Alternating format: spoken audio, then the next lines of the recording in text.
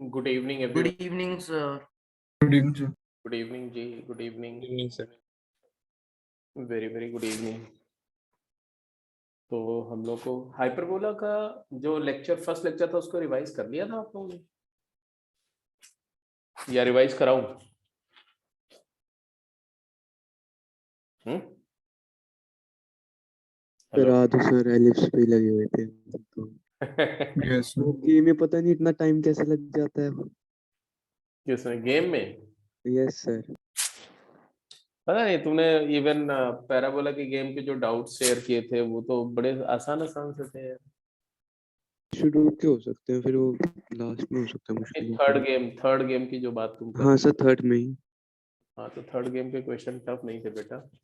चलो कोई बात नहीं, मैं रिवाइज करा रहा हूँ हाइपरबोला, ठीक है। हाइपरबोला में क्या क्या बातें डिस्कस हुई थी, मैं स्टैंडर्ड इक्वेशन से स्टार्ट करता हूँ, उसकी प्रॉपर्टीज जो है, ठीक है। मैं उसको डेराइव नहीं कर रहा हूँ क्योंकि डेराइव तो किया ही था उस समय, right. So there is no point derive करने का फिर से। सिर्फ इतना था कि जब हमने S P equal to E P M किया था, कुछ ऐसा रहा होगा। जैसे मान लो कि ये है तुम्हारा एक्स एक्सिस है और ये वाई एक्सिस है, और यहाँ पर एक पॉइंट है A0। तो AE0, क्योंकि हाइपरबोला में E की वैल्यू 1 से बड़ी होती है, तो AE0 इसके राइट में होगा,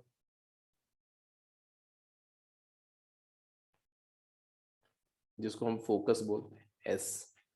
और A/E0 इसके लेफ्ट में होगा, यहाँ कहीं, यहाँ मान लो।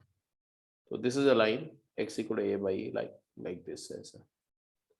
अनलाइक इलिप्स, इलिप्स में उल्टा होता था। इलिप्स में AE0 लेफ्ट में होता था, A/E x equal A/E right में होता था। तो ये है directrix, x is equal to A/E।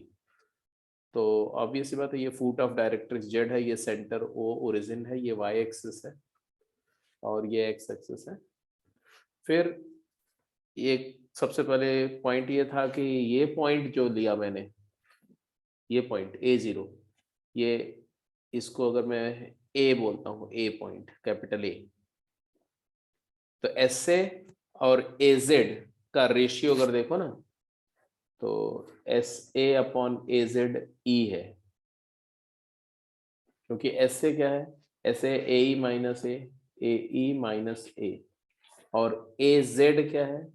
A minus A/E, A minus A/E। तो ये E आएगा। इसका मतलब है कि A पॉइंट जो है वो हाइपरबोला अप्लाई कर रहा है, और यहां से मान लो हाइपरबोला हमारा कुछ ऐसा है, मान लो ऐसा है। तो इस यहाँ पर कोई पॉइंट P अगर लेते हो आप, तो SP equal to EPM use करोगे, तो SP ये है और PM ये है। तो जरा बताओ, मान लो ये M है और ये पॉइंट का कोऑर्डिनेट हमने H कॉमा K लिया। अब मुझे सबसे पहले बताओ फोकल डिस्टेंस। फोकल डिस्टेंस क्या है? तो फोकल डिस्टेंस बोलते जाओ, SP,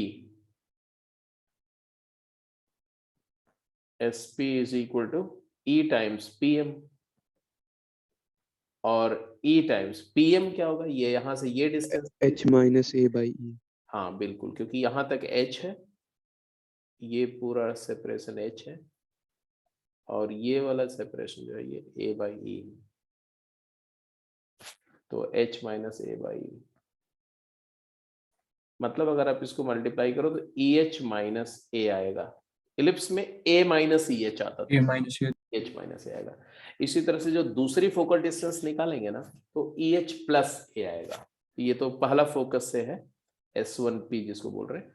फिर S1P EH माइनस A है, बट ये S1P डायरेक्ट निकलो तो यहीं से आप K माइनस 0 का whole square plus H minus AE का whole square is equal to EH minus A का होल स्क्वायर आ जाएगा।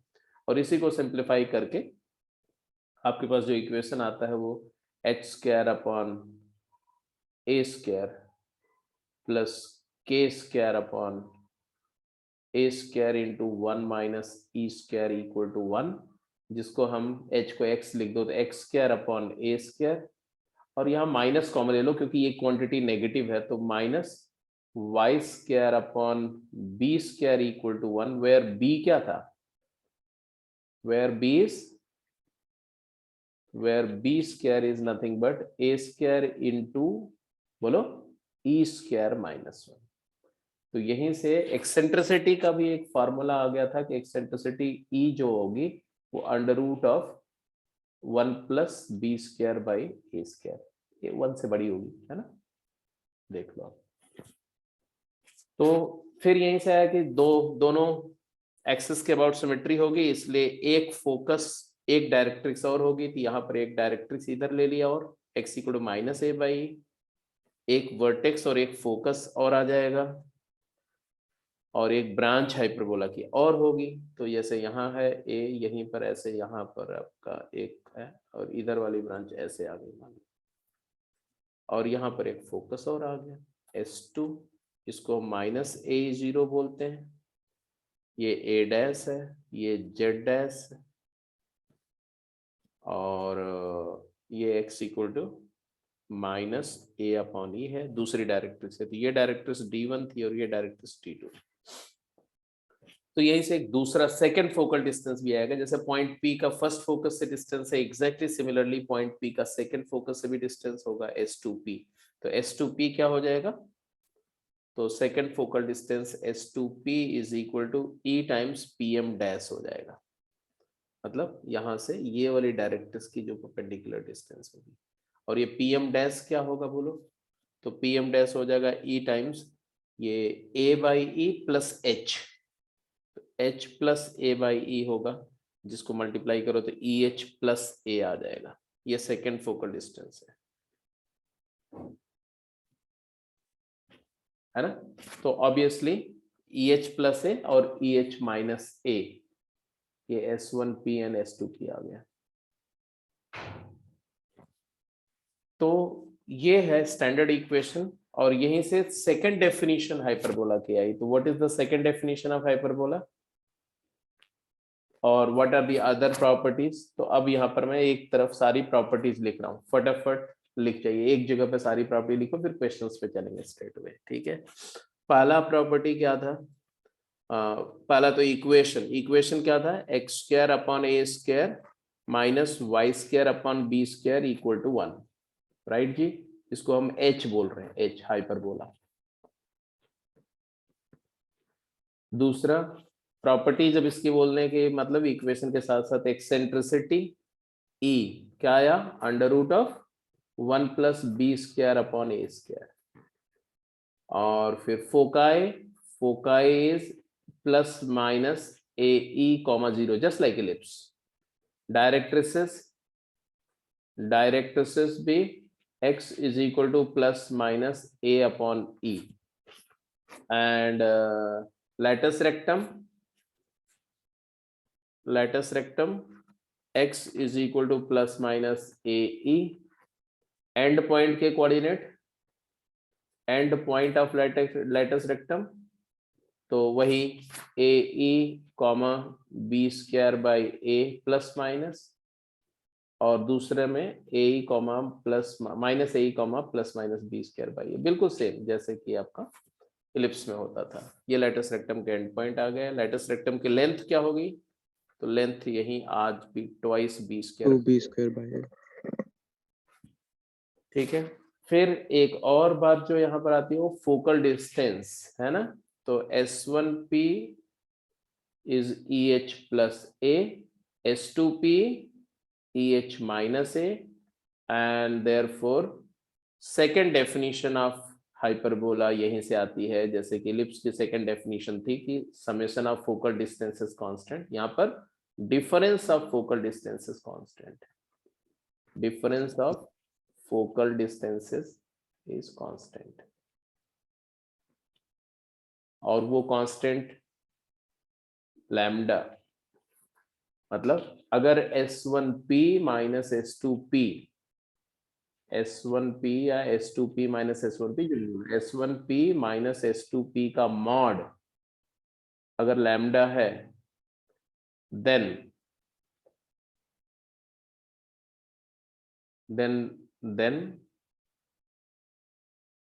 locus will be क्या, केस लैम्डा पे डिपेंड। हाँ लैम्डा पे डिपेंड करेगा, बिल्कुल सही बात है, लैम्डा पर डिपेंड करेगा। 3 केसेस मैं लिख रहा हूं। पहला, अगर लैम्डा की वैल्यू, दो साइड का डिफरेंस तीसरी साइड से हमेशा छोटा होना चाहिए, राइट। तो लैम्डा दोनों फोकस के बीच की डिस्टेंस 2a से लेस होना चाहिए, है ना। तो if lambda is less than S1 S2 तो लोकस विल बी हाइपरबोला।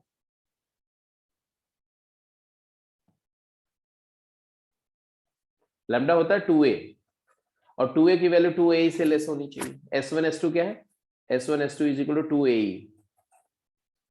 और अगर lambda equal to S1 S2 आ गया तो locus will be union of 2 rays. Triangle inequality में इक्वालिटी वाला केस आ जाएगा। और अगर लैम्डा की value greater than S1 S2 है तो दो साइड्स का डिफरेंस तीसरी से बड़ा कभी नहीं हो सकता, नो लोकस। तो ये तुम्हारा आया टोटल जो प्रॉपर्टीज आपके दिमाग में होनी चाहिए हाइपरबोला के कॉरस्पॉन्डिंग।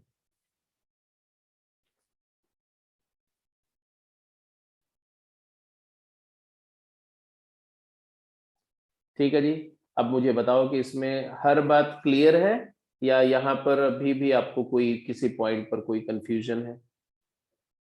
सर जो ये यूनियन ऑफ टू रेज कह रहे हो वो फोकस से राइट वर्ड और एक दूसरे फोकस से लेफ्ट वर्ड होगा। हाँ हाँ बिल्कुल सही बात। जैसे यहाँ एक फोकस है S1 और यहाँ एक फोकस है S2। तो आपने बोला कि ये पॉइंट है P, तो ये ट्रायंगल इनइक्वालिटी हुई ना, यहाँ से एक ट्रायंगल बन रहा है हर P की लोकेशन पर, PS1 S2 एक ट्रायंगल बन रहा है ऐसा। तो इसी ट्रायंगल में दो साइड्स का डिफरेंस तीसरी साइड के इक्वल होने की बात हो रही है। S1P और S2P का जो डिफरेंस है, बड़े में से छोटे को सब्ट्रैक्ट करो और अगर ये इसके इक्वल आ जाता है, ऐसा कब होगा, ऐसा कब होगा, ऐसा तब होगा जब P पॉइंट या तो यहां आ जाए और या तो इधर आ जाए। देख रहे हो ना, S1P और S2P का डिफरेंस करेंगे तो हमेशा S2P मतलब ये हो जाएगा ये, और S1P मतलब ये हो जाएगा, और दोनों का डिफरेंस करोगे तो हमेशा S1 S2 के इक्वल आएगा। तो मतलब या तो हमारा लोकस जो है वो इस पॉइंट के राइट वर्ड होगा, ये वाले पॉइंट इस फोकस के राइट साइड का रे होगा इंफिनिटी तक, या तो इस फोकस के लेफ्ट साइड में माइनस इंफिनिटी तक। ये दोनों फोकस के बाहर वाला है, इसको हम यूनियन ऑफ टू रेज बोल रहे हैं। दोनों कोइंसिडेंट रेज हैं, एक ही लाइन है, एक्स एक्सिस ये है, बट दोनों फोकस के आउटसाइड। इलिप्स में सम कांस्टेंट के केस में अंदर वाला पोर्शन आ जाता था। क्लियर है जी, बोलो। इसमें यस सर। कुछ भी पॉइंट, जितनी बातें हैं मैंने लगभग रिकॉल करी। अच्छा, दूसरी इंपॉर्टेंट बात यहाँ क्या है कि इक्वेशन ऑफ हाइपरबोला को अगर ध्यान से देखो तो ये इक्वेशन का एक स्टैंडर्ड फॉर्म है। स्टैंडर्ड फॉर्म क्या है, x इक्वल टू 0 क्या है, y axis, x equal to 0 line है ये, और y इक्वल टू 0 क्या है, ये वाली है x एक्सिस। तो x एक्सिस इसकी क्या है, ट्रांसवर्स एक्सिस है, और y एक्सिस क्या है, कॉन्जुगेट एक्सिस है। ये कॉन्जुगेट एक्सिस है और ये ट्रांसवर्स एक्सिस है। तो मैं कुछ ऐसे बोलूंगा, expression of x equal to 0 conjugate axis upon length of semi transverse axis whole square minus expression of transverse axis upon length of semi conjugate axis whole square equal to 1। तो unlike ellipse के case से यहां पर एक बहुत ही fundamental, बहुत remarkable difference है। Ellipse में और ये ओरिएंटेशन हॉरिजॉन्टल होगा या वर्टिकल इलिप्स बनेगा, ये किससे डिसाइड होता था? ए और बी में कौन बड़ा है, लेंथ डिसाइड करती थी, कौन मेजर है कौन माइनर है। हाइपरबोला में लेंथ का कोई रोल नहीं है। यहाँ पर साइन नेगेटिव किसके साथ है वो डिसाइड करेगा। नेगेटिव साइन के साथ जो न्यूमरेटर है वो ट्रांसवर्स एक्सिस का इक्वेशन होगा और पॉजिटिव साइड वाला कॉन्जुगेट एक्सिस का इक्वेशन होगा जब उसको जीरो से इक्वेट करेंगे तो यहाँ पर साइन डिटरमाइनिंग फैक्टर है, लेंथ का कोई रोल नहीं है। ठीक है। सो कोई भी प्रॉब्लम सॉल्व करते समय आपको इतनी बातें ध्यान में रखनी है। फिर कुछ बात आई कि अगर यहां से ओरिजिन से एक लाइन है ऐसे ऐसे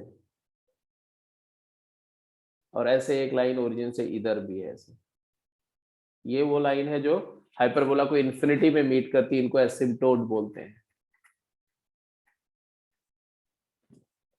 और अगर इन एसिम्प्टोट के बीच का एंगल 90 हो जाता है तो हम हाइपरबोला को रेक्टेंगुलर हाइपरबोला बोलते हैं। तो दो चीजें और डिस्कस हुई थी, एक कॉन्जुगेट हाइपरबोला, एक रेक्टेंगुलर हाइपरबोला। तो सबसे पहले आप एक चीज और देख लो, लिखो कॉन्जुगेट हाइपरबोला। तो हेडिंग दे देंगे कॉन्जुगेट हाइपरबोला। किसी भी हाइपरबोला के लिए एक हाइपरबोला को हम conjugate hyperbola of given hyperbola कब बोलते हैं? तो conjugate hyperbola of a hyperbola h equal to 0, मान लो h इक्वल टू 0 एक हाइपरबोला जो अभी थोड़ी देर पहले हमने लिया, उसका कॉन्जुगेट हाइपरबोला क्या है? It is a hyperbola c equal to 0 whose transverse axis is conjugate axis of h equal to 0 and conjugate axis is transverse axis of h equal to 0। मतलब जो हाइपरबोला की कॉन्जुगेट एक्सिस है वो conjugate hyperbola की transverse axis होगी, और जो hyperbola की ट्रांसवर्स एक्सिस है वो कॉन्जुगेट हाइपरबोला की कॉन्जुगेट एक्सिस होगी, दोनों इक्वेशन के सेंस में भी और लेंथ के सेंस में भी। तो ऐसे हाइपरबोला c को हम h का कॉन्जुगेट हाइपरबोला बोलते हैं। मतलब क्या हुआ? मतलब हुआ कि अगर हाइपरबोला का इक्वेशन ऐसा है, x square upon A square minus Y square upon B square equal to 1, तो कॉन्जुगेट हाइपरबोला का इक्वेशन कैसा होगा? कॉन्जुगेट हाइपरबोला का इक्वेशन कैसा होगा? तो इसकी तो आपने बता दी ना, ट्रांसवर्स एक्सिस इसकी क्या है, कॉन्जुगेट एक्सिस क्या है, बोलो। तो ट्रांसवर्स एक्सिस है इसकी, बोलो, y equal to 0 y equal to 0 और कॉन्जुगेट एक्सिस है x इक्वल टू 0। Actually, अब जब मैं कॉन्जुगेट हाइपरबोला की बात करूंगा तो उसकी ट्रांसवर्स एक्सिस क्या हो जाएगी? x equal to 0 equal to 0। और कॉन्जुगेट एक्सिस क्या हो जाएगी? y equal to. y equal to तो उसका इक्वेशन क्या हो जाएगा? तो कॉन्जुगेट का अपॉन सेमी ट्रांसवर्स, तो y अपॉन b का whole square, y square upon b square minus x square upon a square equal to 1, ऐसा होगा। That is x square upon a square minus Y square upon B square equal to -1। ये बड़ा simple सी बात है जो याद रखिए कि अगर यही 1 के जगह -1 कर दो ना बेटा, तो आपका इक्वेशन क्या बन जाएगा? हाइपरबोला से उसका कॉन्जुगेट हाइपरबोला आ जाएगा अगर स्टैंडर्ड फॉर्म में है तो this is hyperbola and this one is a conjugate hyperbola. तो किसी भी हाइपरबोला का कॉन्जुगेट हाइपरबोला लिख सकते हो। अच्छा, हाइपरबोला की एक्सेंट्रिसिटी मान लो E1 है, तो E1 क्या आया था? Under root of 1 plus B square by A square.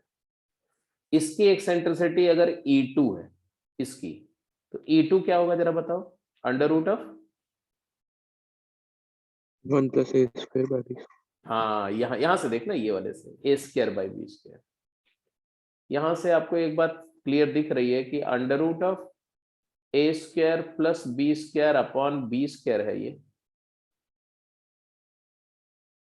Upon B, b और वो वाला है तुम्हारा क्या? Under root of A square plus B square upon A है। So there is a relation between E1 and E2. What? 1 upon E1 square plus 1 upon E2 square equal to, दोनों के reciprocal का स्क्वायर करके add करो तो 1 आ जाएगा कि नहीं? बोलो हाँ या ना? yes sir Yes, sir.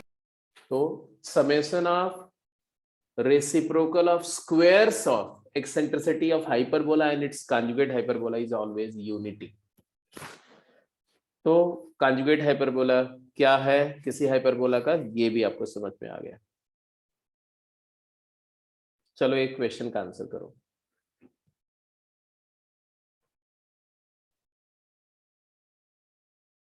ये जैसे ये वाला हाइपरबोला था ना, ये वाला ऐसे, तो ये उसका कॉन्जुगेट हाइपरबोला जो y एक्सिस पे फॉर्म हो रहा है.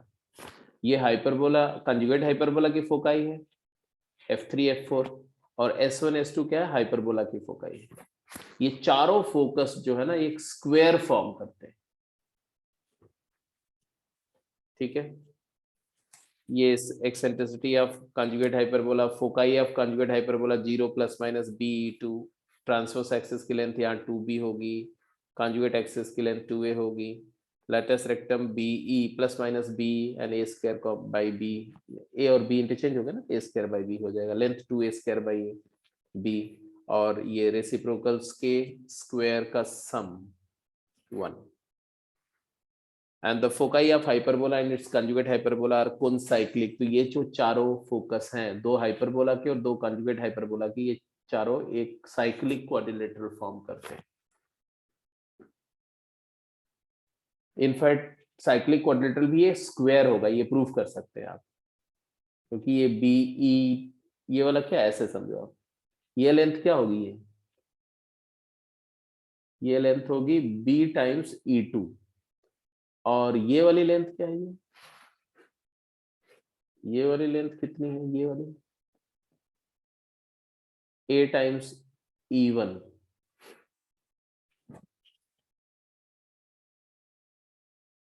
है कि नहीं? अगर Yes, sir. अगर आपको Yes. अगर आपको दिखाना है कि ये स्क्वायर है, तो हमें दोनों लेंथ को इक्वल दिखाना पड़ेगा. रोम्बस तो दिख रहा है, तो ABE2 is equal to AE1. Is it true? Yes, sir. Even root is greater this B by A is equal to E1 by E2, तो B square by A square is equal to E1 square by E2 square, और B square by A square क्या होगा बेटा, B square by A square is what? E1 square minus. E1 square minus 1 is equal to E1 square by E2 square. तो ये बात तो सही है. कैसे? E1 square E2 square is equal to E1 square plus E2 square, and this implies 1 by E1 square plus 1 by E2 square equal to 1. Because ये सही है, इसलिए ये सही है, इसलिए ये सही है, इसलिए ये सही है, इसलिए ये सही है, इसलिए ये सही है. इसका मतलब है कि ये डायगोनल और ये डायगोनल, दोनों डायगोनल इक्वल लेंथ के हैं, रोम्बस है और डायगोनल इक्वल हो गई तो स्क्वायर हो गया. तो ये चारों वर्टिसेस, चारों फोकाई जो है एक स्क्वायर फॉर्म करती है. So this was about the introduction part. जितना मैंने पहले राउंड में कराया था वो सारा मैंने रिकॉल किया कंप्लीट. अब क्वेश्चंस पे चलते हैं. रेक्टेंगुलर हाइपरबोला मतलब अगर एक हाइपरबोला है जिसके ट्रांसवर्स एक्सिस और कॉन्जुगेट एक्सिस इक्वल लेंथ की हो जाए तो उसको हम रेक्टेंगुलर हाइपरबोला बोलते हैं. तो A इक्वल टू B हो जाता है, hyperbola is called rectangular hyperbola. इसका equation x square minus y square equal to a square होगा. इसकी एक्सेंट्रिसिटी √2 होगी, क्योंकि B इक्वल टू a हो गया, तो 1 plus b square by a square is 1 plus 1 2 का √2 इस एक्सेंट्रिसिटी हो जाएगी. Find the equation and eccentricity of conjugate hyperbola of this given hyperbola. फटाफट जल्दी बताओ. एक हाइपरबोला गिवन है, इसका कंजुगेट हाइपरबोला लिखो और उसकी एक्सेंट्रिसिटी क्या होगी बताओ, और इसकी एक्सेंट्रिसिटी क्या है ये भी बताओ. इसका एक्सेंट्रिसिटी क्या है? Under root of 1 plus 9 by 10.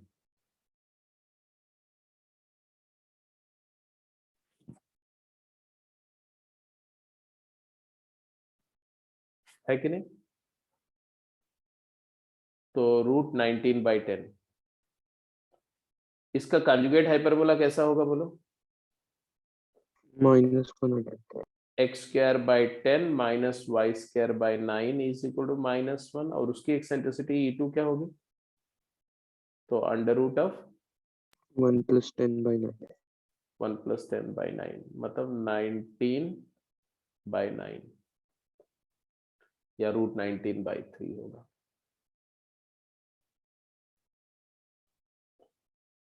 और अगर हाइपरबोला का वर्टेक्स शिफ्ट हो जाए तो वो सारी कहानी बिल्कुल उसी तरह से जैसे कि आप इलिप्स में वर्टेक्स शिफ्ट करते सर थे। एक मिनट पिछला पेज करना। हाँ जी बोलो। कुछ नहीं, मैं देख रहा। हो गया। तो अगर सेंटर इसका अल्फा कोमा बीटा हो जाए 0 0 के बजाय तो उसके कॉरस्पॉन्डिंग आप कर ही जाएंगे काम। ठीक है, X minus alpha whole square upon A square minus Y minus beta whole square upon B square equal to 1 type का इक्वेशन आ जाएगा। और फिर उसके कॉरस्पॉन्डिंग आप फोकस डायरेक्ट्रिक्स सारा कुछ सेट कर लेंगे। तो इस पर मैं ज्यादा टाइम नहीं कैलकुलेट कर।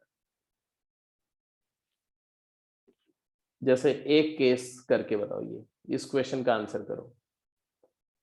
The coordinate of foci of the hyperbola this, इस हाइपरबोला की फोकाई के कोऑर्डिनेट बताओ क्या होगा। तो आप क्या करेंगे, सबसे पहले आप बोलेंगे कि इसका सेंटर क्या है। सेंटर है 1,2 और हाइपरबोला ऐसे आ गया, मान लो ऐसे। इसकी ट्रांसवर्स एक्सिस क्या है, ट्रांसवर्स एक्सिस है y equal to 2, conjugate axis है x इक्वल टू 2। फोकस के लिए E निकालो पहले, E की वैल्यू क्या आई, E की वैल्यू आई 1 प्लस 16 अपॉन 9, तो आ जाएगा 5/3 राइट। और फोकस कहाँ होगा भाई, तो देयरफॉर AE कैलकुलेट करो, AE, क्योंकि x वाला पॉजिटिव के साथ है y वाला नेगेटिव, तो हमेशा हॉरिजॉन्टल हाइपरबोला ही बनेगा, हॉरिजॉन्टल लेआउट। AE की वैल्यू -5. 5 आ गई, 5। तो यहां से सेंटर से फोकस की डिस्टेंस 5 यूनिट है, तो 1,2 से 5 यूनिट राइट जाओगे तो क्या आएगा 6,2, 6,2. और 5 यूनिट लेफ्ट जाओगे तो दूसरा फोकस आएगा, वो कितना आएगा -4. -4,2। ये फोकाई आ जाएगी। तो फोकाई आर, तो आप बोलेंगे क्या, -4,2 एंड 6,2। ऐसे डायरेक्ट्रिक्स क्या होगी, can you right the equation of directrix. एक डायरेक्ट्रिक्स यहां होगी और एक डायरेक्ट्रिक्स यहां होगी, दोनों का इक्वेशन रिस्पेक्टिवली क्या होगा। ए अपॉन ई बताओ क्या आएगा, ए अपॉन ई का मतलब ए तो 3 है, अपॉन ई है 5/3, तो 9/5। यहां से 1,2 से 9/5 राइट, 9/5 लेफ्ट, क्या आएगा बोलो। 14/5. हाँ 1 प्लस 9/5 तो 14/5, एक और दूसरा 1 माइनस 9/5 -4/5. -4/5। बस यही सब तरीका होता है। फिर यहाँ फोकस सर हो, वहाँ आपने y हाँ लेफ्ट वाला डायरेक्ट्रिक्स में y x इक्वल y नहीं x इक्वल वर्टिकल लाइन। चलिए क्वेश्चंस करते हैं। हाँ जी फटाफट सम्स करिए। तो आपके सामने 3 क्वेश्चन है, तीनों क्वेश्चन का आंसर आपसे एक्सपेक्टेड है। 1 मिनट ईच करके फटाफट आंसर करिए। Find the locus of the point of intersection of 2 straight lines whose equations are tx by a plus y by b plus t0, x upon a plus ty by b equal to 0। ये दो straight line है, दोनों variable straight lines है, क्योंकि t parameter है, तो हमें इन दोनों के इंटरसेक्शन पॉइंट का लोकस चाहिए। दो वेरिएबल स्ट्रेट लाइन के इंटरसेक्शन का लोकस निकालने के लिए दोनों लाइन में से आपको क्या करना पड़ेगा, t को एलिमिनेट करना पड़ेगा।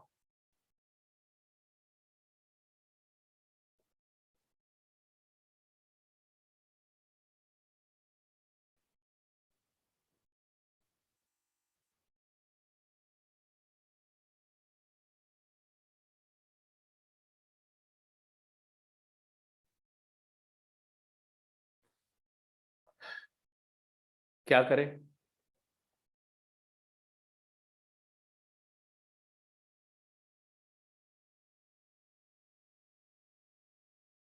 फर्स्ट वाले में y बाय b को राइट हैंड साइड ले जाओ, सेकंड वाले में x बाय a को राइट हैंड साइड लेके फिर डिवाइड कर दो।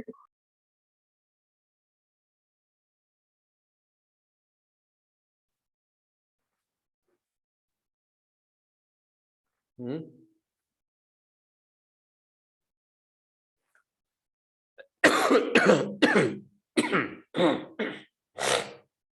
उसे तो फर्स्ट वाले में y बाय b को राइट हैंड साइड ले जाएंगे और सेकंड वाले में x बाय a को राइट हैंड साइड ले जाएंगे, तो लेफ्ट में t कॉमन आ जाएगा, दोनों में फिर डिवाइड कर देंगे। मतलब आपने बोला कि जो फर्स्ट इक्वेशन है इसमें आपने लिखा tx upon a plus t is equal to minus Y upon B, और दूसरे इक्वेशन में किसको लिया? T Y upon B is equal to minus X upon A. फिर क्या यस सर, करेंगे? अब इनको डिवाइड कर देंगे। इनको डिवाइड कर दें। इनको डिवाइड करेंगे तो टी वाला टर्म कैंसिल हो जाएगा। X by A plus one upon Y by B will be equal to, यहां पर आ जाएगा y upon B upon X upon A. फिर क्रॉस मल्टीप्लाई कर दो बेटा, तो आ गया x by A X square upon A square plus X upon A is equal to Y square upon B square. Take it this side, तो X square plus A X upon A square minus Y square upon B square equal to 1। तो यहां देखो तो इसका square complete करो, तो X square plus A X plus A square by 4 minus A square by 4 divided by A square negative Y square upon B square equal to 0। 1 नहीं था, sorry, यहाँ पर 0 था।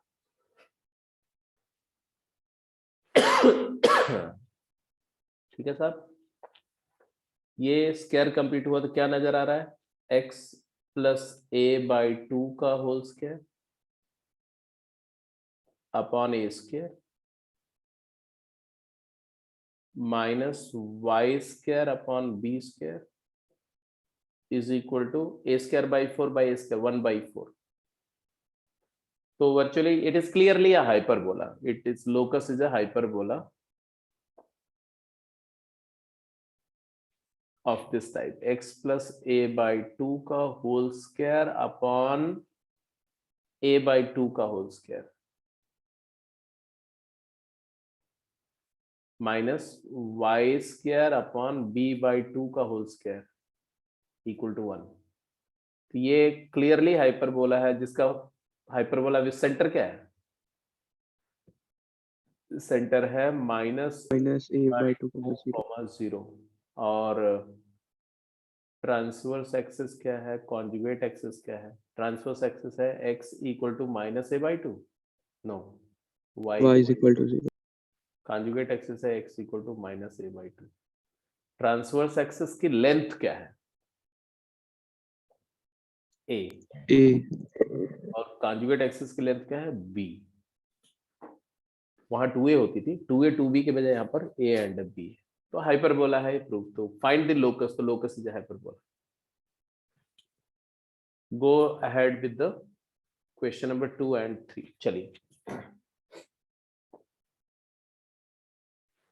सेकेंड क्वेश्चन और थर्ड क्वेश्चन का answer दीजिए sir. First की कहानी तो खत्म।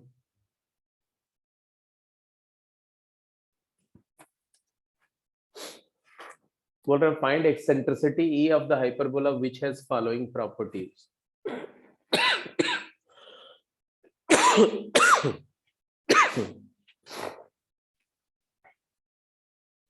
बताइए सब।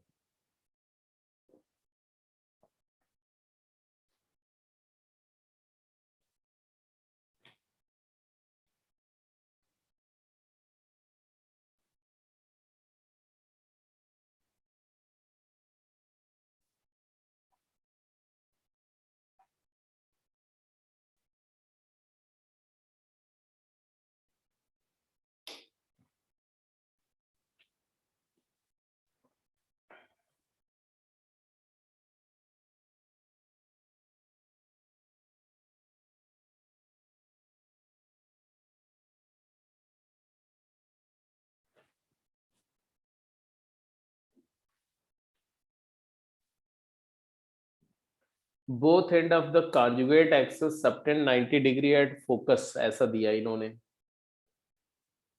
मतलब यहां से ये बात तो क्लियर हो गई प्रूफ कर लो। कि कॉन्जुगेट एक्सिस किसको बोलते हैं? 0, B और 0, B डैश, 0, -B, सॉरी, ये B डैश को कॉन्जुगेट एक्सिस बोलते हैं। और A डैश, ये A है और ये A डैश है, इसको ट्रांसवर्स एक्सिस बोलते हैं। This is transverse axis and this one was conjugate axis. और इन्होंने बोला कि कॉन्जुगेट एक्सिस के दोनों एंड पॉइंट जो है वो फोकस पर 90 डिग्री एंगल सबटेंड कर रहे हैं। मतलब है कि ये एंगल 90 बोला गया, दिस एंगल इज 90, ये वाला एंगल 90 बोल रहे हैं। ऐसा तभी हो सकता है जब ये एंगल 45 हो जाए। ऐसा तभी हो सकता है जब ये length CB is equal to CS, CB is equal to CS होगा, तभी ऐसा हो सकता है। और CB होता है B और CS होता है AE। B equal to AE होना पड़ेगा, isn't it? Yes sir. तो यहां से आ गया कि B स्क्वायर जो है वो A स्क्वायर E स्क्वायर होना पड़ेगा। बट आप जानते हो कि B स्क्वायर होता है A square E square minus A square, it is equal to A square E square. ये तो होएगा ही नहीं। It is impossible, minus A square is 0, it is impossible, not possible.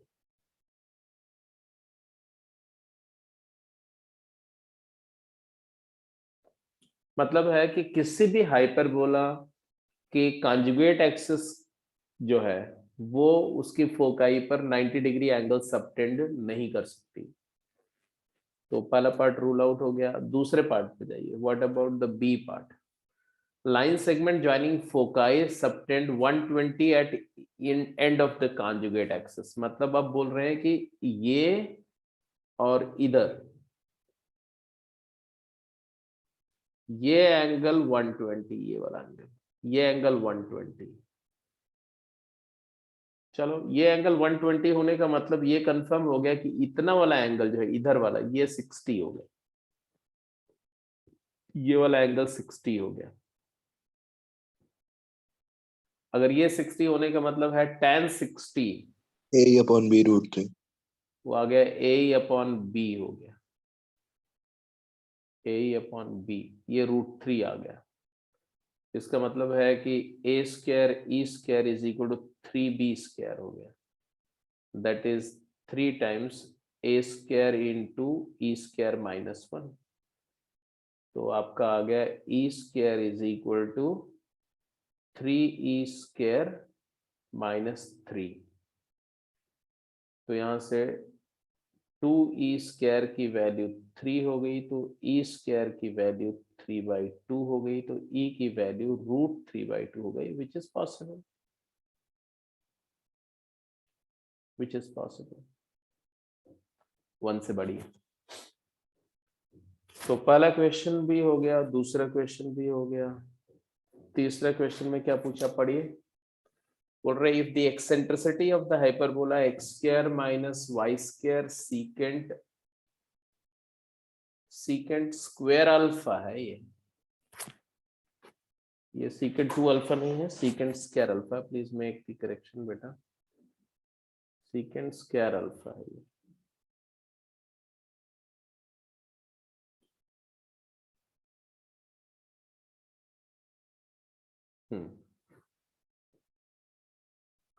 is equal to 5 is √3 times the eccentricity of ellipse x² secant square alpha plus y² equal to 25, then the value of alpha is। फटाफट answer करिए जरा तो।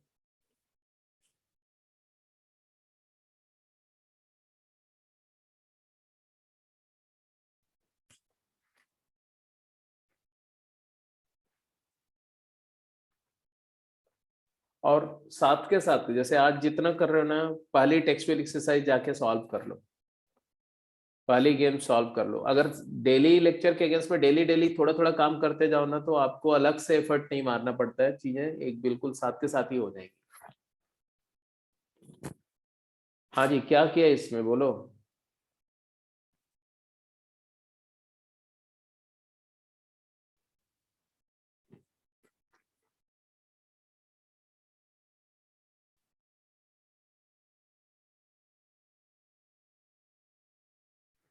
ये पहला वाला है तुम्हारा x²/5 minus y²/5 cos square alpha हाँ हाँ और दूसरा वाला इक्वेशन है x² alpha and plus y² rather 25 cos² alpha plus y²/25 equal to 1। ये इलिप्स है और ये हाइपरबोला है।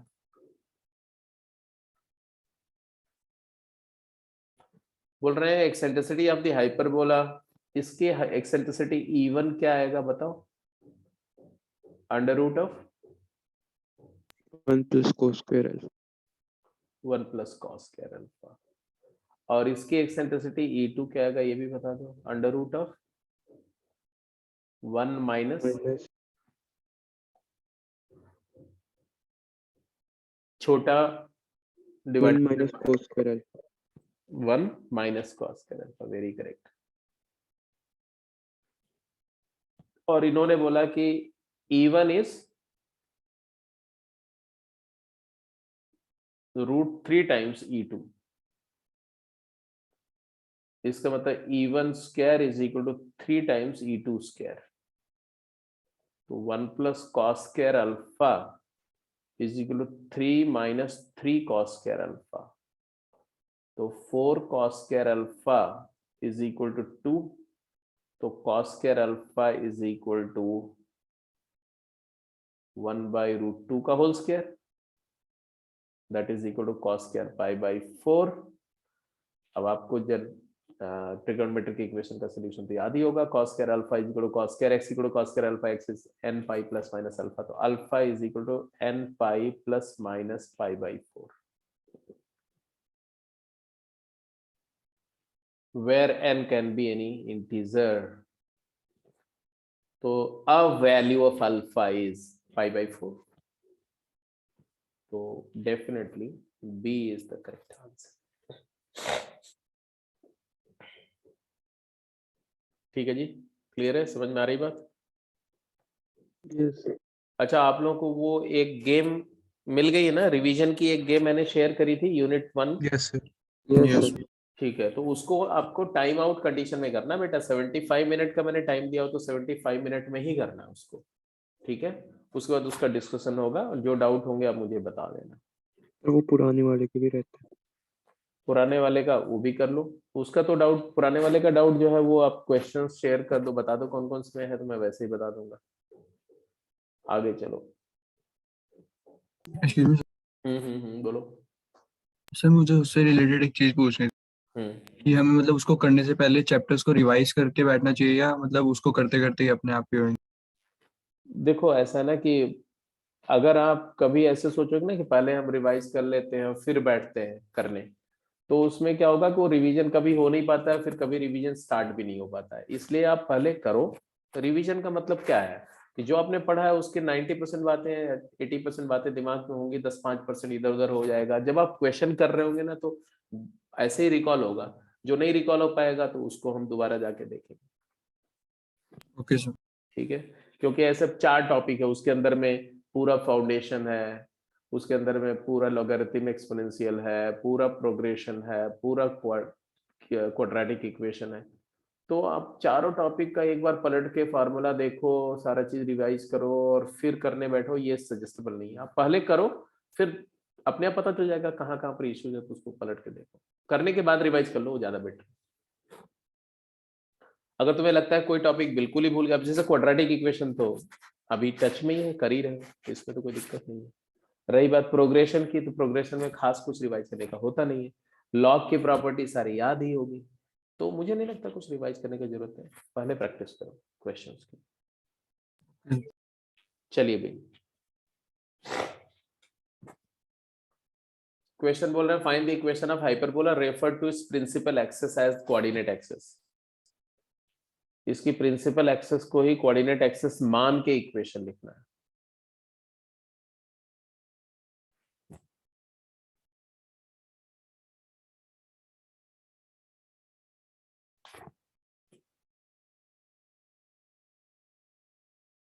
या छोड़ो, ये सब नहीं, प्रिंसिपल एक्सिस कोऑर्डिनेट एक्सिस नहीं, इस चीज को आप डिसरिगार्ड करो। Find the equation of hyperbola, बस इतना ही करो आप, बाकी सारी चीज कुछ नहीं।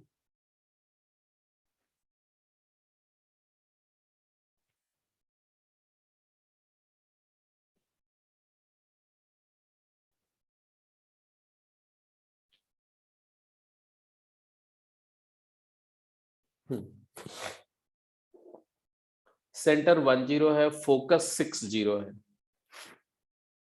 सेंटर 10 है, फोकस 60 है।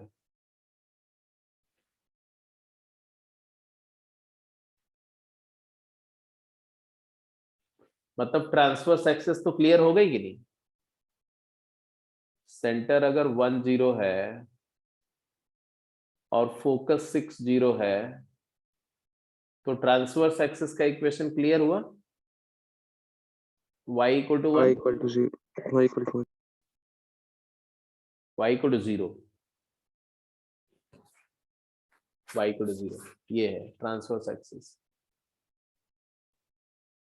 और कॉन्जुगेट एक्सिस भी क्लियर हो गई, x equal to 1. या ये आ गई कॉन्जुगेट एक्सिस आ गई, x equal to 1, x minus 1 equal to 0। और ये CS डिस्टेंस क्या है? यही a ही हुआ, 5, AE इज 5। और ट्रांसवर्स एक्सिस का लेंथ क्या दिया हुआ है? 2a। 2a की वैल्यू 6 दी हुई है, तो a की वैल्यू क्या आ गई? a की वैल्यू 3 आ गई। तो e की वैल्यू क्या आ गई? e की वैल्यू 5/3 आ गई। हमें a मिल गया, अगर b मिल जाए तो काम चल जाएगा। b क्या आएगा? b, तो b is equal to b square is equal to a square e square minus a square. ae की वैल्यू 5 है, तो ये 25 आ गया, और a स्क्वायर मतलब 9, तो b स्क्वायर हो गया 16। Can you now write the equation of hyperbola? आप तो लिख सकते हैं कॉन्जुगेट एक्सिस का इक्वेशन x माइनस 1 का whole square divided by semi transverse का square 9 a square minus transverse axis का equation y square upon semi conjugate का b square is 16 equal to 1। This is the equation of hyperbola इस case में। ऐसे ही अब B part करके बताइए। चलिए, मतलब ये जो हाइपरबोला जिसके बारे में अभी हम लोग बातें मार रहे थे, वो कुछ ऐसा होगा, ऐसा ऐसा, और उसका इक्वेशन हमने ये लिखा है अभी। अब इसका बी पार्ट का आंसर, ए पार्ट तो हो गया, बी पार्ट का आंसर आप लिख रहे हैं। चलिए बताइए बी पार्ट का आंसर क्या होगा, कैसे होगा?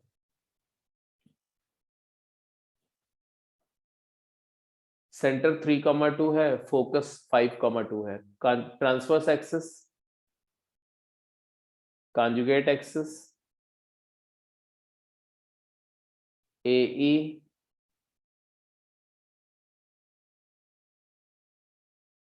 गो अहेड। ट्रांसवर्स एक्सिस बोलो। y is equal to 2. Centre of focus को ज्वाइन करने वाली line y equal to 2, y minus 2 0। Conjugate axis बोलो। x minus 3 0. x minus 3 0, very correct. AE, centre से फोकस की डिस्टेंस 2 और ए दे रखा है। मतलब सिचुएशन कुछ ऐसी है कि ये है तुम्हारा 3,2 और ये है तुम्हारा 5,2 और यहाँ है 6,2 4,2 यहाँ है ऐसे 4,2 इज वन वर्टेक्स ऐसा। ए दे रखा है। हाँ तो ए कितना हो गया? ए 1 ए की वैल्यू 1 हो गई तो बी आ जाएगा 3, बी स्क्वायर 3 आ जाएगा। Yes sir. तो इक्वेशन आ जाएगा, इक्वेशन तो आ गया। कंजुगेट एक्सेस x माइनस 3 का whole square upon 1 minus y minus 2 का whole square divided by 3 equal to, ये आ गया तुम्हारा इक्वेशन। जैसे ये आया था वैसे। तो सबसे पहले तो यही सब बातें आनी चाहिए कि इंफॉर्मेशन गिवन है एक्सेंट्रिसिटी निकालो, इंफॉर्मेशन गिवन है लोकस निकालो, इंफॉर्मेशन गिवन है इक्वेशन फाइंड करो, इक्वेशन गिवन है इंफॉर्मेशन फाइंड करो। ठीक है साहब, चलिए 5th और 6th का आंसर करिए।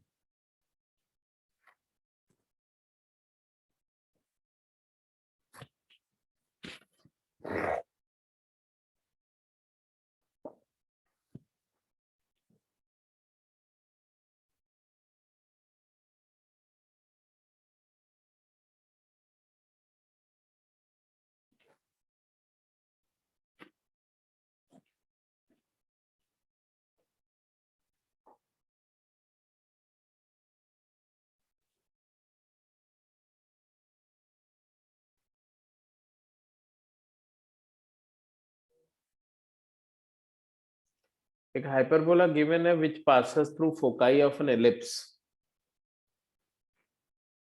then find the eccentricity of hyperbola in ellipse।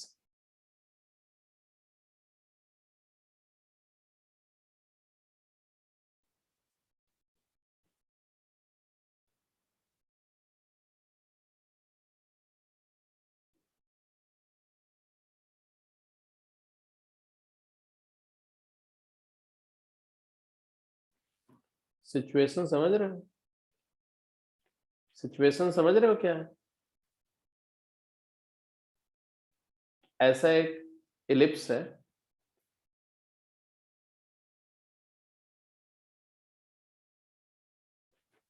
और इसकी फोकाई है, यहाँ फोकस एक है, यहाँ फोकस है, और हाइपरबोला यहीं से पास कर रहा है, क्योंकि हाइपरबोला का भी देखो तो ये जो इलिप्स की मेजर एक्सिस है और हाइपरबोला की ट्रांसवर्स एक्सिस है, और ये इलिप्स की माइनर एक्सिस है, वो इक्वेशन से क्लियर दिख रहा है, और हाइपरबोला की कॉन्जुगेट एक्सिस है। तो ऑब्वियसली ये S1 S2 जो है ये क्या है?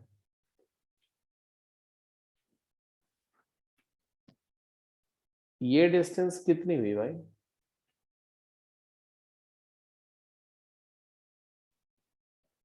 हाइपरबोला के पॉइंट ऑफ व्यू से जाओ तो ये A है,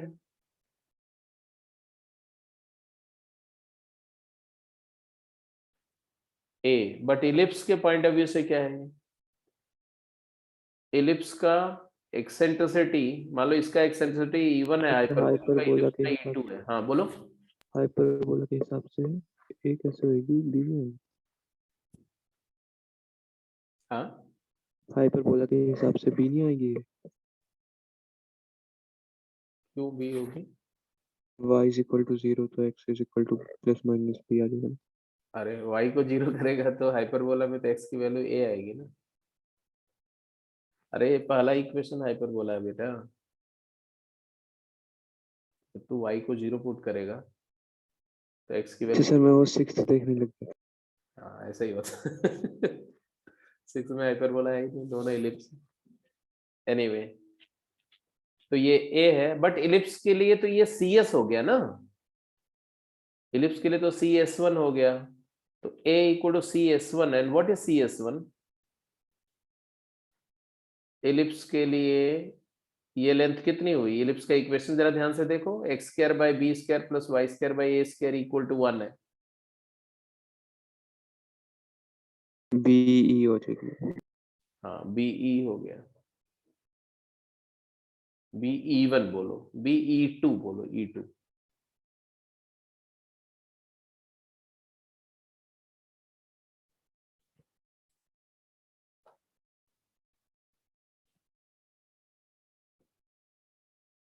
हाँ जी बताओ क्या करें? एक्सेंट्रिसिटी E2 तो पता ही है। एक्सेंट्रिसिटी E2 पता है, तो what is E2? Root of 1 minus a square by b square. E2 is equal to root of 1 minus a a square। Square by b square. इसका मतलब यहाँ क्लियर हो गया कि E2 स्क्वायर जो है यह है 1 minus A square by b square है, और यहां से अगर देखो तो a बाई बी का whole square, a square by b square तुम्हारा है E2 स्क्वायर है। तो यहां से E2 square is equal to 1 minus E2 square, यही आ रहा है ना? Yes sir. 2E2 square is equal to 1, तो E2 की वैल्यू क्या आई? E2 is equal to 1 by root 2। हमें क्या क्या निकालना था? इलिप्स की एक्सेंट्रिसिटी निकल गई, इलिप्स की एक्सेंट्रिसिटी निकल गई। अब हाइपरबोला की कैसे निकालें बोलो? Root of 1 plus b square by a square. तो यहां से एक बात ये भी क्लियर हो गई कि ए स्क्वायर बाई बी स्क्वायर की वैल्यू भी तो आ गई, कितनी? b square by a square. अच्छा a a square square by b square की आ गई 1 बाई 2 E2 स्क्वायर। और हमें क्या चाहिए? हमें चाहिए हाइपरबोला की एक्सेंट्रिसिटी E1। E1 क्या होगा? Under root of 1 plus B square by A square, 2। तो ये आ जाएगा तुम्हारा 1 plus, and therefore it is equal to root 3। तो ये था तुम्हारा क्वेश्चन नंबर 5। तो ऐसा नहीं है, बस छोटी छोटी बातें हैं, नॉट अ बिग डील। ऐसे बोला hyperbola this passes through focus of ellipse then eccentricity of hyperbola is. ओ ओ ओ ओ ओ ये वही क्वेश्चन है, इसको छोड़ दो, ये सेम क्वेश्चन, इसको छोड़ दो, 6 क्वेश्चन को। ये हाइपरबोला होना चाहिए ना, तो वही वाला केस बन जाएगा, उसी टाइप का मतलब। बस ये और भी क्वेश्चन। हाँ जी बिल्कुल। This is a good question. 1 second बेटा, 1 सेकेंड। नहीं, 6th क्वेश्चन जो है ना अभी आप नहीं करेंगे। 6th क्वेश्चन में प्रॉपर्टीज ऑफ ट्रायंगल का एक कॉन्सेप्ट यूज होगा, इसलिए अभी आप इसको छोड़ देंगे।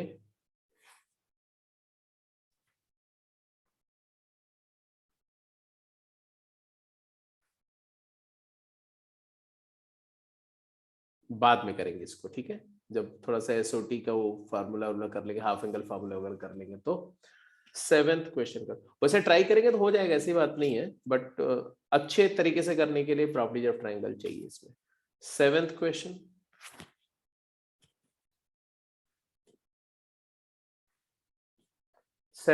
करके बताओ। An ellipse and hyperbola are confocal. The conjugate axis of hyperbola is equal to minor axis of ellipse. And they say that if E1 and E2 are the eccentricities of ellipse and hyperbola, then prove that 1 by E1 square plus 1 by E2 square equal to. It's a good question. जल्दी answer करिए।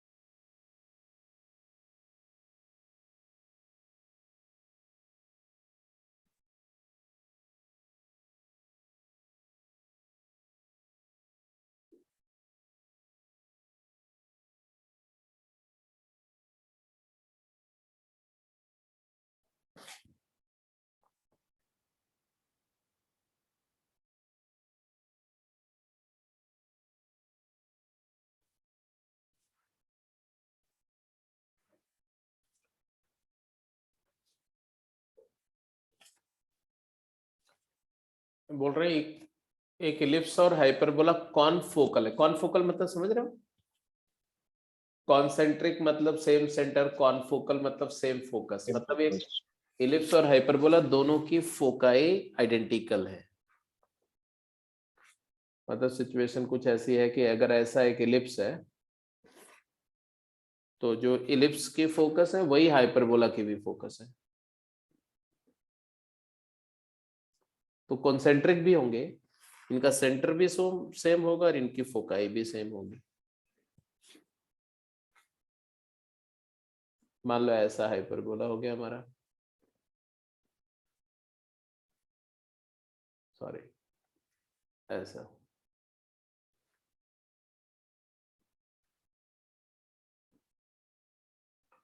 So say this is S1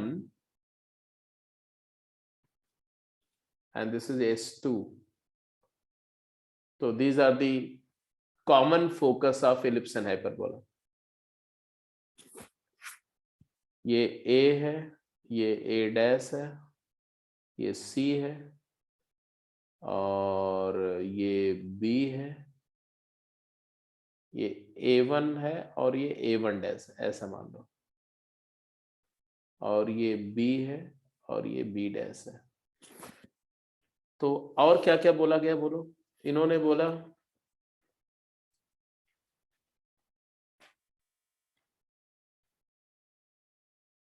मान लो हम ellipse का equation लिख देते हैं,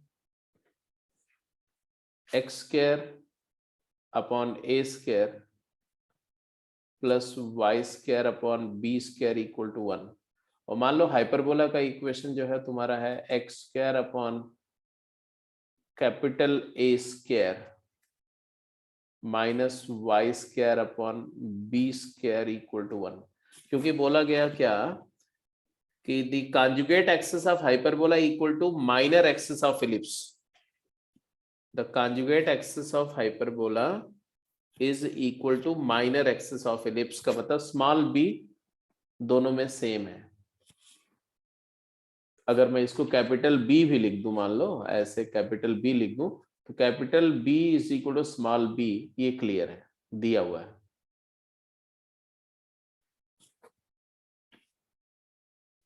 तो small b ही हम यूज करेंगे।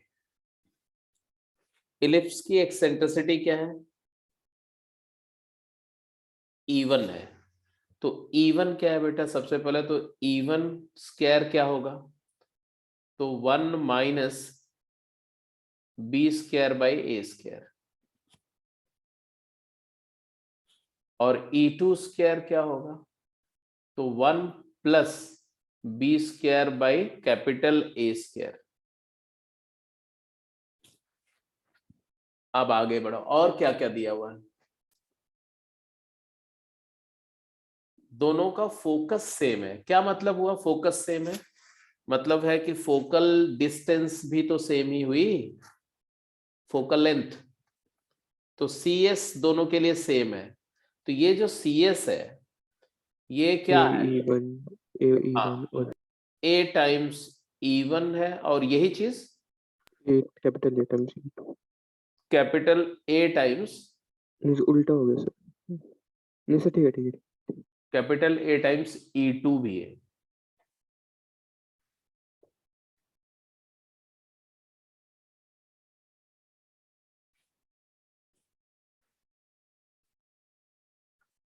अब बोलो क्या करें इसके बाद?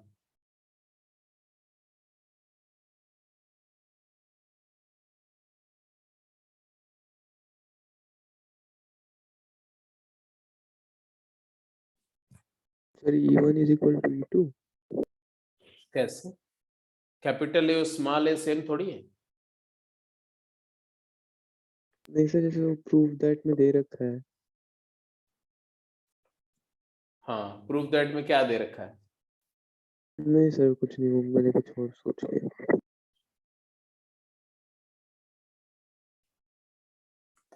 देखो एक बात तो दिया हुआ है कि कैपिटल बी और स्मॉल बी सेम है, मतलब है कि जो दोनों के लिए बी स्क्वायर लिखो अगर, तो बी स्क्वायर की वैल्यू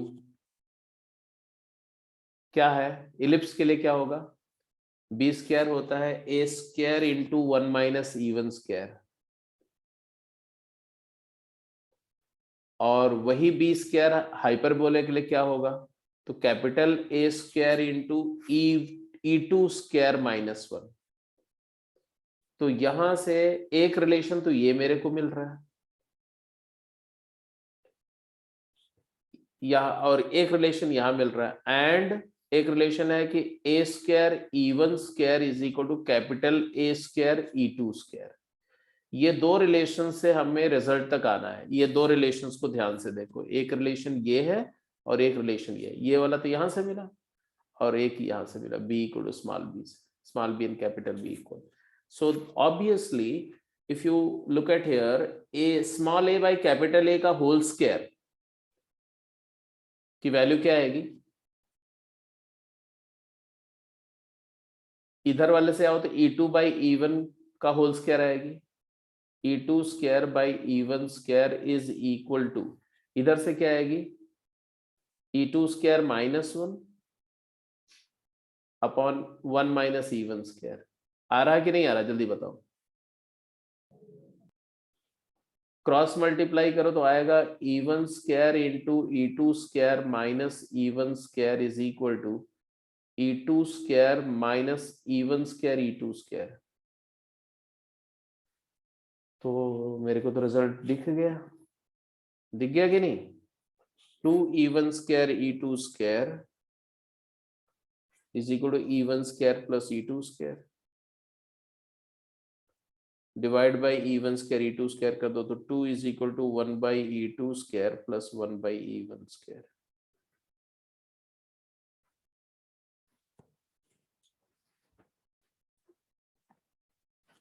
तो इट इज डन। ठीक है, तो सबसे पहले जो प्रॉब्लम हाइपरबोला के मिलेगी ना, कुछ इस तरह की प्रॉब्लम्स को करना सीखना चाहिए। क्लियर है, समझ में आ रही बात कि नहीं? Yes sir, clear.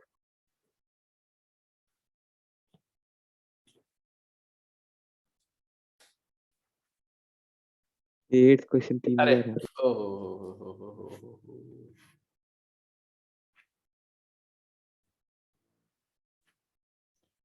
नाइन्थ कर दो, नाइन्थ लास्ट क्वेश्चन है आज के लिए, बाकी डिस्कशन अगली क्लास में होगा।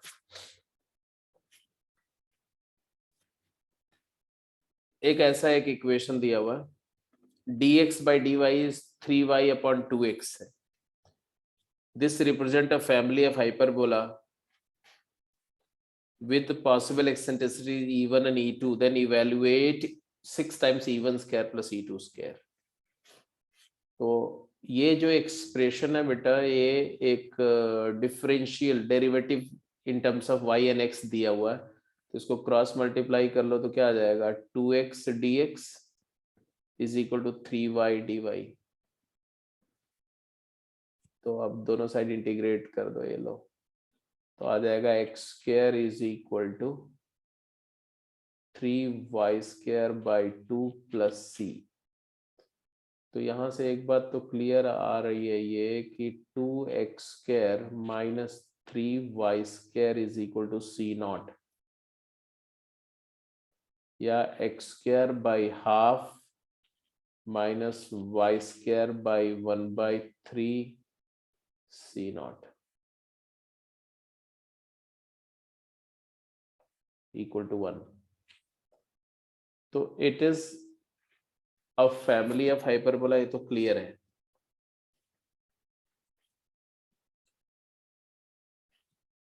तो आपको पूछ रहे क्या कि the differential equation this represent a family of hyperbola except when it represent a pair of line. हाँ, अगर c 0 हो जाएगा तो पेयर ऑफ लाइन हो जाएगा, c नॉट 0 हो जाएगा, अदरवाइज ये हाइपरबोला होगा।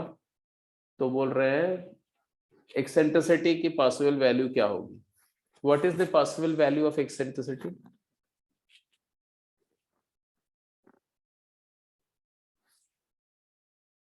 एक्सेंट्रिसिटी की पॉसिबल वैल्यूज क्या हो सकती है, फटाफट बताओ।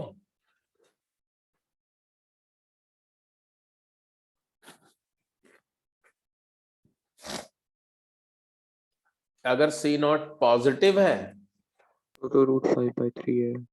और अगर सी नॉट नेगेटिव हो जाए तो √5/2। दोनों पॉसिबिलिटी हो सकती है ना। यस सर, वही बस वो सी नोट पे ध्यान दें। हाँ, तो उसी पर दो केसेस होंगे, एक ऐसा इक्वेशन बनेगा और एक इक्वेशन ऐसा भी बन सकता है कि y² / c0/3 - x² / c0/3 = 1, ऐसा भी हो सकता है। तो एनीवे एक्सेंट्रिसिटी अगर लिखना चाहोगे तो क्या आएगा, तो एक्सेंट्रिसिटी E1 अगर लिखोगे तो आएगा √1 + 2/3 this upon this 1/3 upon 1/2। और दूसरे केस में एक्सेंट्रिसिटी क्या आएगी, √1 + 3/2। 1 + 3/2। तो you will see that E1 की वैल्यू √5/3 एक केस में आ रही है, एक केस में आ रहा है √5/2। तो what is E1² + E2² times 6, तो आ जाएगा 6 times E1² is how much, 5/3 + 5/2, 30 × 5/6, 25। Yes sir, ये तो एनएफ क्वेश्चन आपने किया हाइपरबोला पर, ठीक है। हाइपरबोला पे जो वैरायटी ऑफ क्वेश्चंस हो सकते हैं वो किए। अब अगले क्लास में हम लोग हाइपरबोला का एक्सेंट्रिक एंगल, हाइपरबोला का पैरामीट्रिक इक्वेशन, फिर position of point and line with respect to hyperbola, that we are going to do in the next class. तो बिल्कुल पैटर्न वही होगा, एवर टेंजेंट करेंगे, फिर कॉर्ड करेंगे, फिर फोकल कॉर्ड की कंडीशन करेंगे, वही कॉर्ड से टेंजेंट नॉर्मल आएगा, फिर प्रॉपर्टीज ऑफ टेंजेंट नॉर्मल। तो वहां तक तो बिल्कुल इलिप्स जैसा चलेगा सारा कुछ। फिर थोड़ा एसिम्प्टोट और रेक्टेंगुलर हाइपरबोला करके थोड़ा सा एक आर्टिकल एडिशनल होगा इसमें, बस और कुछ नहीं। तो पूरा थ्रू आउट जो है हाइपरबोला इलिप्स से एकदम पैरेलल चल रहा है। देखो बीच बीच में इलिप्स के तड़के भी लग रहे हैं, तो इलिप्स को आपको भूलना नहीं है। इलिप्स और हाइपरबोला बिल्कुल एकदम सिमिलर टाइप का है, सारे इक्वेशन सारी प्रॉपर्टी भी ना मोर लेस बिल्कुल आइडेंटिकल टाइप की होंगी। So let's close this one, फटाफट जल्दी से 2-3 लेक्चर में इसको करके और खत्म करते हैं इस पूरी स्टोरी को। तो एटलीस्ट ये सारा कुछ मोस्टली बच्चे जो है वो +2 में करते हैं, मेजॉरिटी ऑफ स्टूडेंट +2 में करते हैं पूरा कोनिक सेक्शन। तो अगर अभी हम कर ले रहे हैं तो ये it is a major advantage कि जैसे आपने लिमिट्स कर लिया, जैसे आपने डेरिवेटिव कर लिया, उसी तरह से अगर ये कोनिक सेक्शन भी अभी फिनिश कर दिया अच्छे से अगर, तो +1 +2 का काम काफी हल्का हो जाता है। चलो जी, सो क्लोज करते हैं कॉल को, ठीक है। और वो जो मैंने एक शीट बोली है इसको कर लेना, क्योंकि मोस्ट प्रोबेबली उसका कल हो सकता है उसका डिस्कशन क्लास भी रखेंगे हम, तो आपको इंटीमेट करेंगे। अगर आपको सूट करेगा टाइम तो कर लेना, क्योंकि अभी वो बेसिकली +2 का डिस्कशन क्लास है, +2 को रिवाइज कर रहे हैं, तो साथ के साथ आप भी लगा लेंगे तो अच्छा रहेगा। सर आपने वो क्वेश्चन देखा था मैंने भेजा था? अभी नहीं बेटा, कौन सा, कब भेजा था? मतलब अभी भेजा, मतलब वो चैट में भेजा था, वैसे मैंने मैसेज, मतलब अभी अभी नहीं मतलब व्हाट्सएप पे ही भेजा था मैंने। नहीं बेटा, अभी नहीं देखा मैंने, मैं देख के बताऊंगा। वो उसमें फोकस को रिफ्लेक्ट कर रहे थे टेंजेंट के अबाउट, फिर उसका अच्छा, तो उसमें प्रॉब्लम क्या थी? अच्छा मैं समझ गया, शायद ऐसा तुम कुछ भेजे थे कि एक इलिप्स के फोकस को उसकी टेंजेंट में रिफ्लेक्ट करेंगे तो रिफ्लेक्शन का लोकस यही था ना। Yes sir. तो इसमें कोई मेजर पॉइंट तो नहीं होना चाहिए, bx cos theta minus ay sin theta minus ab = 0, और इसमें हमने ae 0 का रिफ्लेक्शन लिया ऐसे, h, k, तो हमारा आ जाएगा h - ae upon B cos theta is equal to K upon A sine theta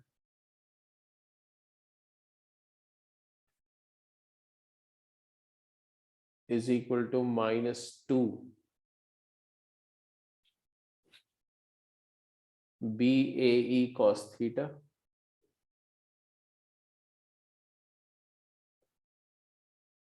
minus AB upon A square B square cos square theta plus A square sin square theta.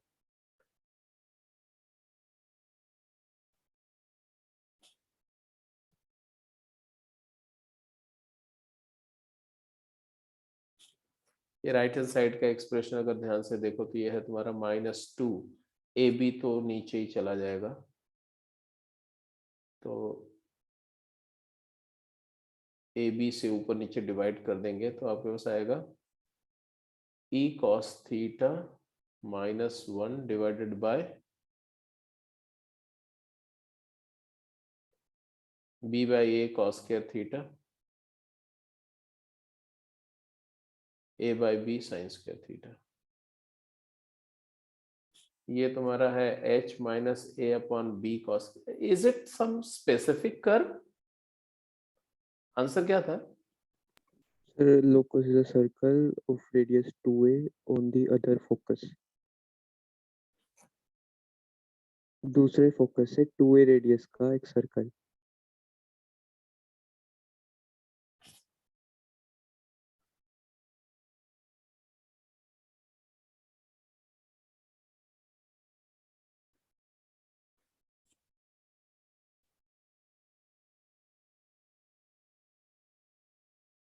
अच्छा, दूसरे focus से मतलब centre दूसरा focus होगा। ये sir उसका centre दूसरा।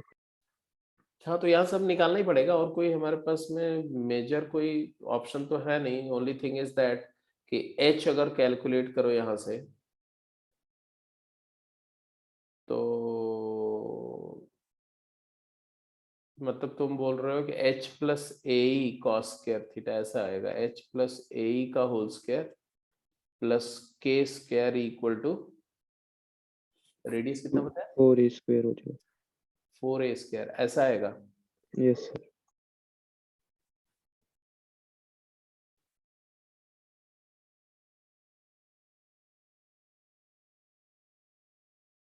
तो फिर आप इसको बाद में ट्राई करना है।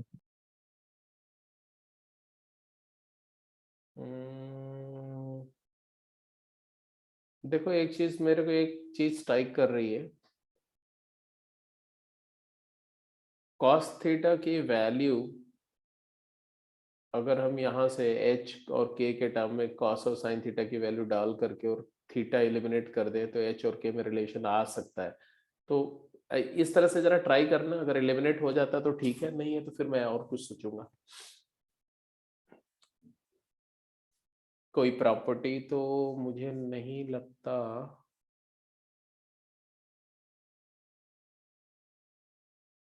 अच्छा,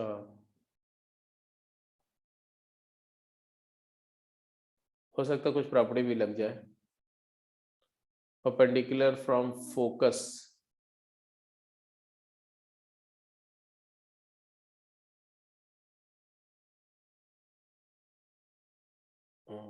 नहीं वो अलग चीज है। नहीं प्रॉपर्टी तो अभी नहीं, जस्ट एज सच कोई प्रॉपर्टी अपीयर यहाँ पर अप्लाई होती नजर नहीं आ रही, बट स्टिल पहले यहाँ से सीधे सीधे इसी एलिमिनेशन को करने की कोशिश करो। हो जाता तो ठीक है, नहीं तो फिर कुछ और मैं सोचता हूँ इस पर। मतलब है कि तूने ये प्रॉब्लम इजाद करी। Yes sir. सही है, good good one, good problem, बिल्कुल सही है भाई। क्योंकि मैं भी मुझे मुझे थोड़ा सा तो लग रहा था कि इसमें कुछ प्रॉपर्टी लग जानी चाहिए, बट मैंने इतना सोचा नहीं था।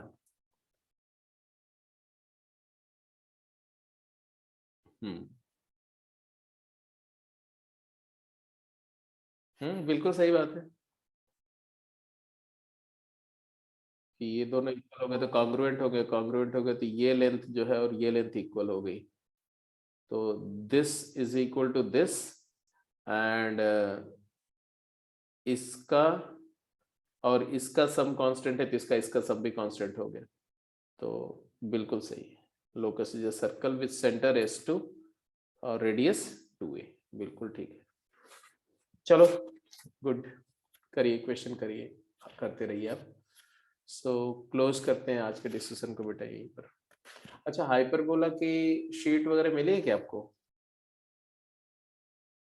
एक सेकंड सर।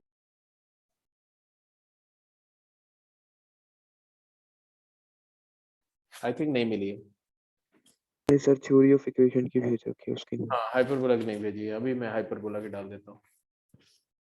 हाइपरबोला के लेक्चर सारे ऐप के ऊपर में अपडेटेड हैं, आपको फोल्डर के अंदर में C1 फोल्डर में लेक्चर्स हैं। ये वाला लेक्चर भी आज डल जाएगा, जिसको रिवाइज करना होगा तो वहां से आप देख लेंगे। और मैं अभी डाल दे रहा हूँ, जैसे मैंने बताया था कि जो थ्योरी ऑफ इक्वेशन का first 4 game and first 4 exercise textual कर सकते हो, जैसे हाइपरबोला में भी फर्स्ट गेम और फर्स्ट टेक्सचुअल एक्सरसाइज कर जाएंगे।